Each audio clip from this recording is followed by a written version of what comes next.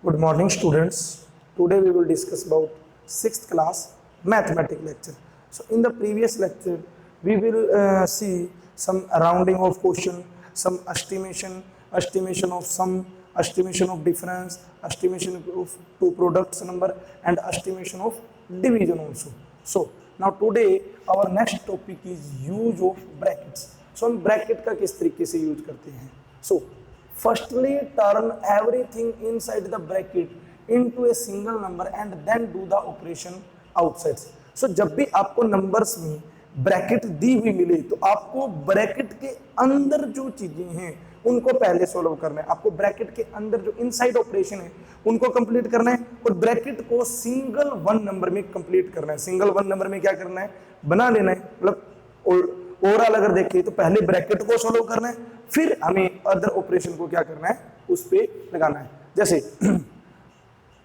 6 multiply by the sum of 8 and 3. If we want to 6 multiply by sum of 8 and 3, then sum of 8 and 3 is 8 plus 3. So here we will use bracket. So first of all we will add 8 plus 3, that is 11. Now we will multiply 11 multiply 6, that is equal to 66. So this is the answer. So you have to use this bracket. By that method you have to solve. First of all you solve the bracket inside the bracket and then you will do another operation expanding the brackets. अगर हमें brackets को expand करना है, use of bracket help us to do calculation in the systematic and accurate way. Suppose we want to divide the difference of 40 and 5 by 5. अगर हमें 40 के difference को divide करना है 5 से तो हम क्या रखेंगे, if we write 40 minus 5 and divide by 5, so it is wrong. ये हमारा क्या है, गलत है. The correct way for writing this is 40 minus 5 bracket लगा के और फिर उसके बाद में divide by 5. So this is the correct way. So how we will solve that? 40 minus 5, that is equal to 35. Divide by 5, 5 7 35. So our answer ultimately is 7. So by this method you can use the bracket, you expand the bracket and solve the brackets. So we will see some example of that brackets. So first of all we have to simplify. Is this is equal to this and this. हमें इसको और इसको देखना equal है. देखो 45 multiply 10 plus 3, 10 plus 3, then 10 plus 3, 45 multiply 10 plus 3, 13, and 45 multiply by 13, that is equal to 585. Now we will solve this.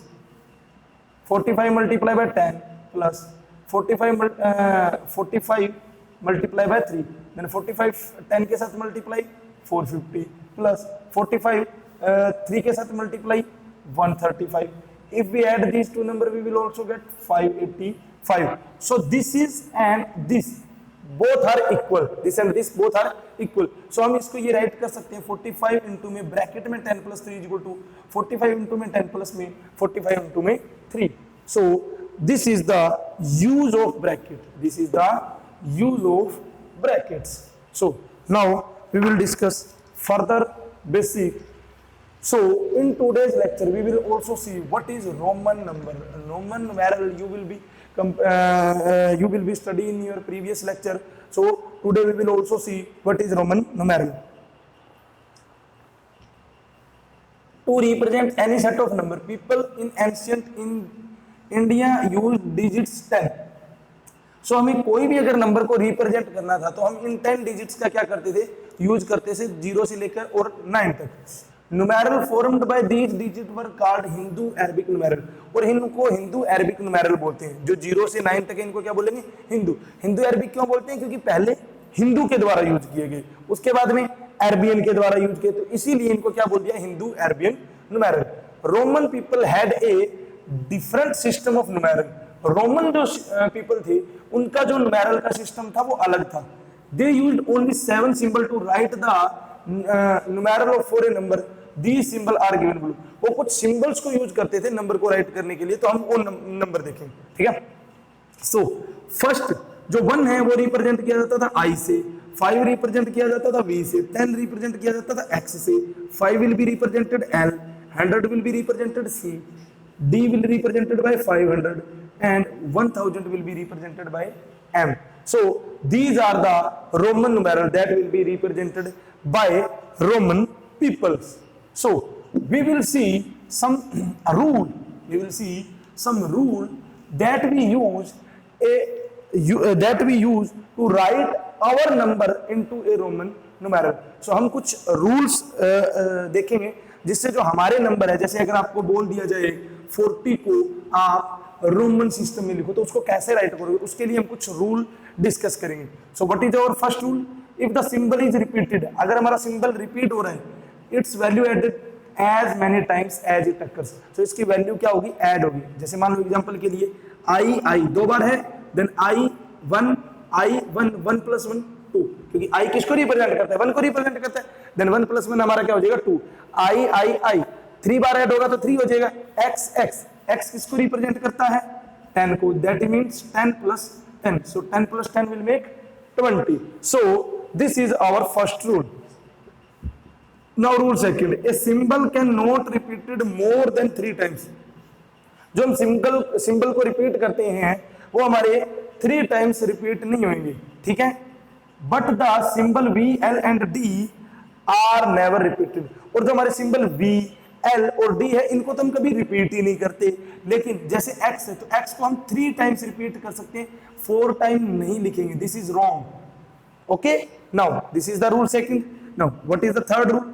If a symbol of the smaller value is written to the right of the symbol of a greater value, its value get added to the value of a greater symbols. जो हमारा smaller symbol है, अगर वो right side में greater symbol के लिखा जाता है तो वो हमारा उसमें ऐड होगा. जैसे देखो ये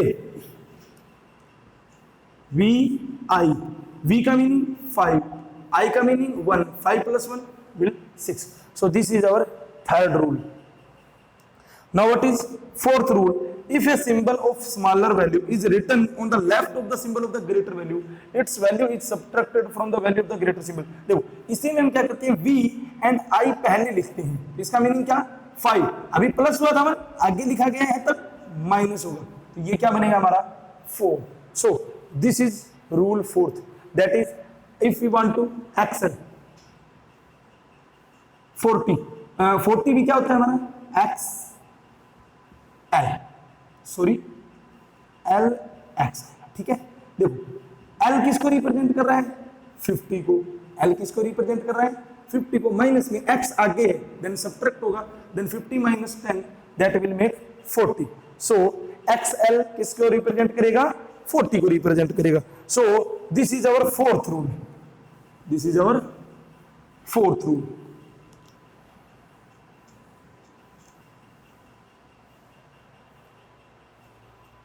Now, last and final, fifth rule. The symbol V, L, D are never written to the left symbol of greater value. हमारे जो V, L and D है वो greater symbol के left side में कभी भी represent नहीं करेंगे. V, L and D are never subtracted. ये कभी भी subtract नहीं होते. जैसे अगर मैं L, V लिख देता हूँ, that is 50 - 5, मैं इसको 45 बना दूँ, नहीं हो सकता. This will be wrong. This will be wrong. So this is our fifth rule. So by using these rules, you have to write our numbers into Roman numbers. So in rules का use करके जो हमारे number है वो आपको किस में लिखने हैं? Roman numerals में लिखनी है.